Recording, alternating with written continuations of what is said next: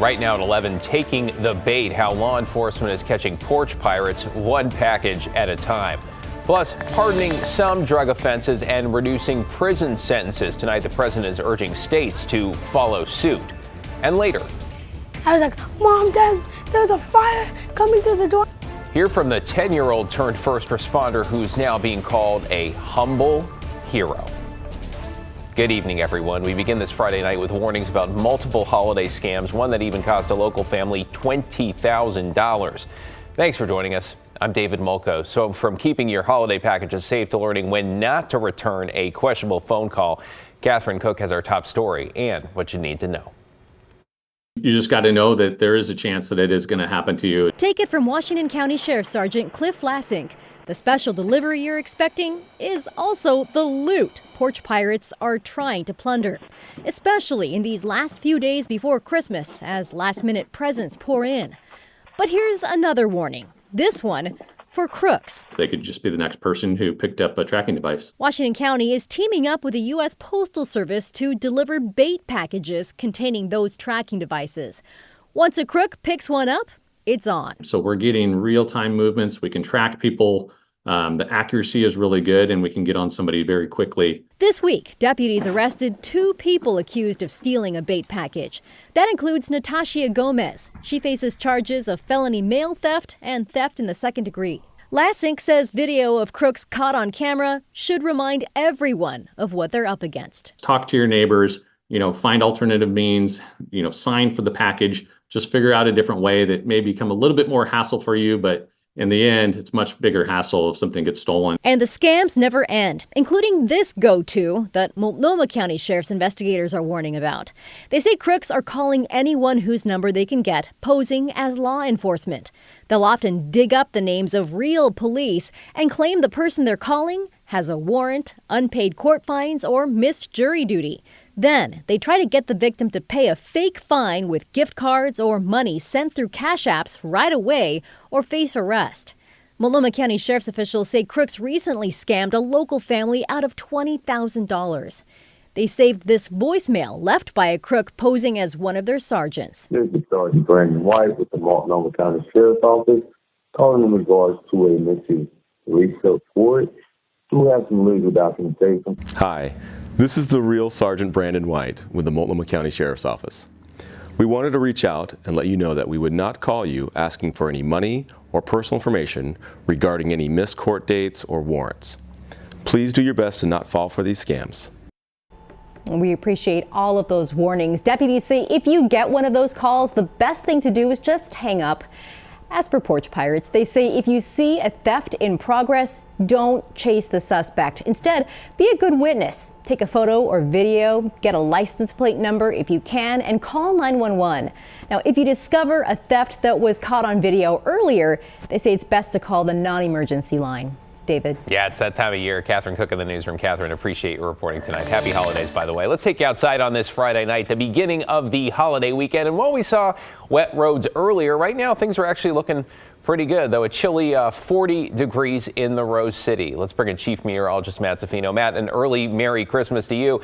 How's the weekend shaping up? Well, it's starting out rather chilly. It's one of our colder nights of the month, really, because it's been a really warm month of December. We're at 39 degrees right now. East winds are light here, but other areas are already down below freezing. It's 31 in Hillsborough, 32 at Vancouver and Scappoose.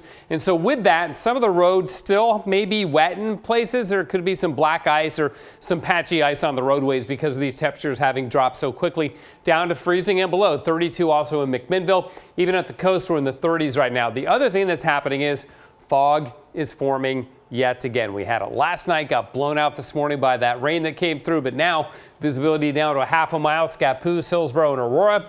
Everywhere else, it's not too bad. Beginning to drop at the Portland Airport, still pretty good down the valley too. So fog will thicken up and fill in the entire valley by morning. We've also had new snow in the Cascades. Then our Timberline sky cam, a few snowflakes still in the air. Part of the lens here is iced up a bit, and why not? 21 degrees, right? But there's been 6 inches of new snow at Timberline from the storm that came in this morning, so that's good to help freshen up the ski slopes. We'll have the ski report for you a little bit later on.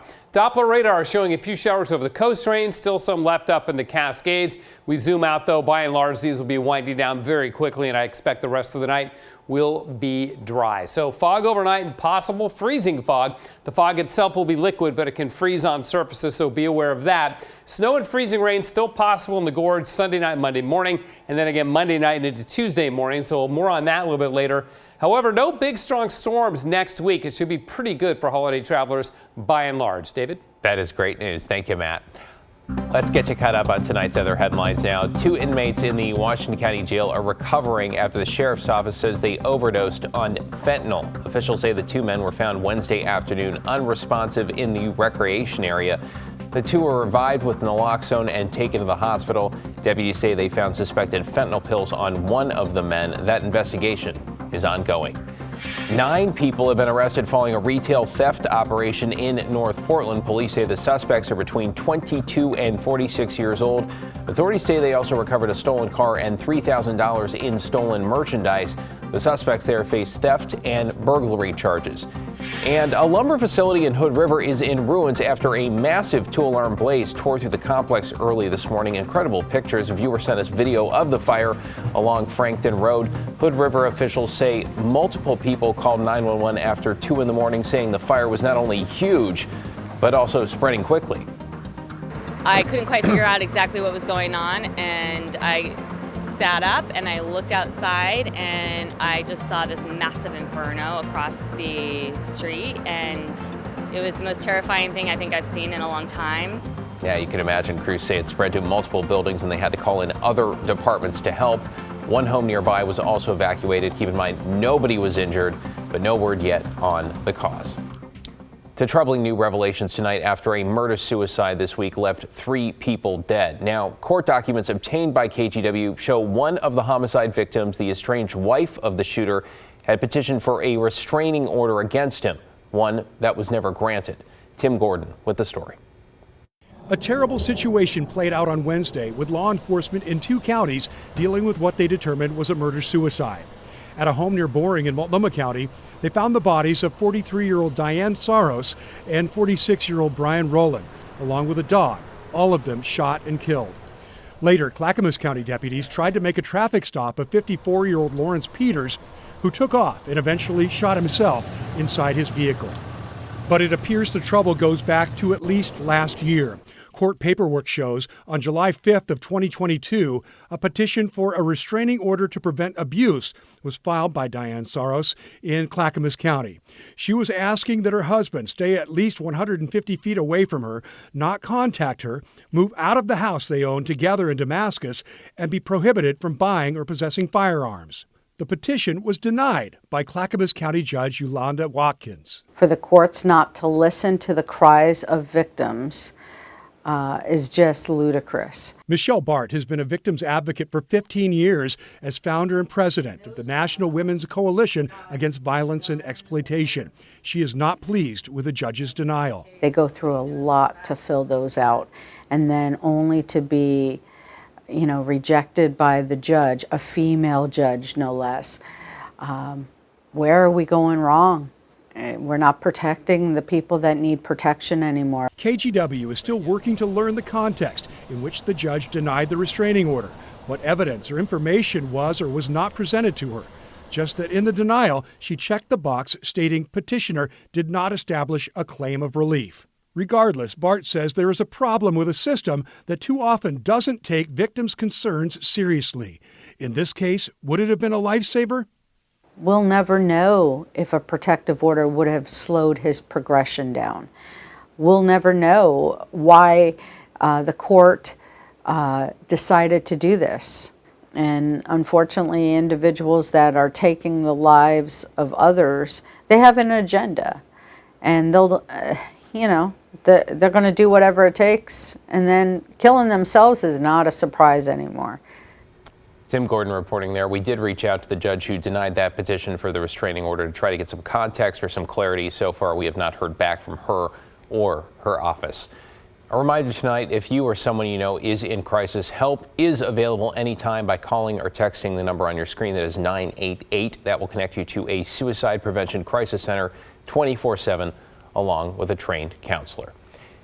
In national headlines tonight, President Biden has pardoned people convicted of certain federal marijuana offenses. The pardon focuses on simple possession and use of marijuana under federal law and broadens a pardon the president issued last year. President Biden also reduced prison sentences for 11 people convicted of non-violent drug offenses. While cannabis is legal in Oregon and over 20 other states, the federal government still considers marijuana a Schedule I drug. Joy Hudson's the founder of Nimble. That's a marijuana distributor. She says a presidential pardon like this is key to continuing reform.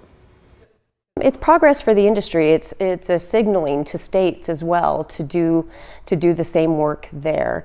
You'd be surprised how many states have legal cannabis and still have a really healthy population of prisoners who are serving time for the things that other people are enjoying legally. The White House says this pardon will impact thousands of people and is urging states to follow suit. You might remember in November 2022, then Oregon Governor Kate Brown pardoned over 45,000 state convictions related to the possession of 1 ounce or less of marijuana. We are getting an updated look tonight at just how many students and teachers have missed school this week in Portland public schools. This week was supposed to be the first half of winter break, but holidays were turned into school days because of the teachers' strike. Now, on Monday, just over 9,000 students missed school, and that number increased to more than 13,000 out yesterday. That's about 1 in 3 students. Teacher outages, yep, they followed a similar trend, about 600 out Monday, that number climbing to nearly 800 by Thursday, with more than 1 in 5 teachers out. You're watching KGW News. Straight ahead at 11 on this Friday, the 10-year-old that's being hailed as his family's first responder and their hero. Plus, Santa's sleigh wouldn't be complete without these helpers. The local farm that says this year its reindeer are still in the running. But first, how about a look at your ski report?